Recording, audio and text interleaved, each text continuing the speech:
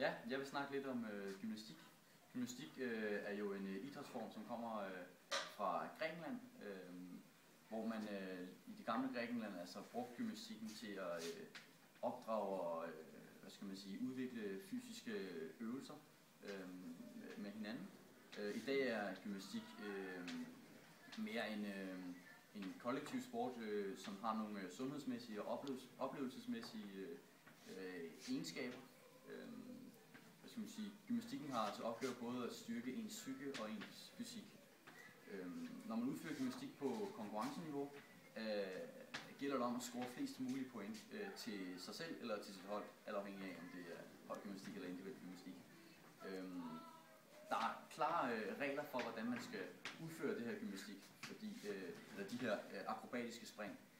Det er vigtigt, at alle detaljer er perfekte for at få den bedst mulige score. Altså det er fingrene, der skal være strukket ud, når man udfører et spring, og vristen skal være på en speciel måde.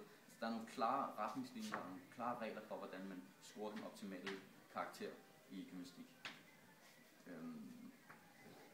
Udover at der er de her regler, så er der stadigvæk mulighed for at søge grænser for den enkelte udøver. Du har altid mulighed for at udføre din håndstand bedre. Du har altid mulighed for at putte en rotation mere på dit afslutningsspring, eller en salto mere på din åbningsspring for eksempel.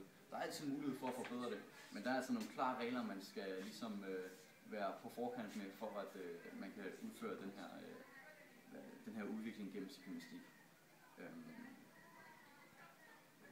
Flow er en meget vigtig del af gymnastik, fordi at det kræver meget energi at udføre et spring, der har en lang springserie. Altså det kræver, at man kommer fra A til B med en masse energi fra starten, som man får gennem et tilløb. Så skal man bibeholde den her energi i sit åbningsspring, som kan være en salto eller en værmølle.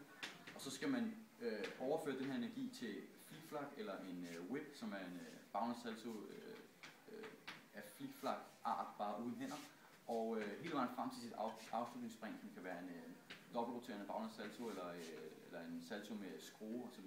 Og så skal man stadigvæk have mentalt overskud til at lande det her spring perfekt, stadigvæk med fingrene i den rigtige position og ryggen ret og vristen rigtigt. Det er især afslutningsfasen af springet, der er vigtigt i forhold til, hvor mange point man får.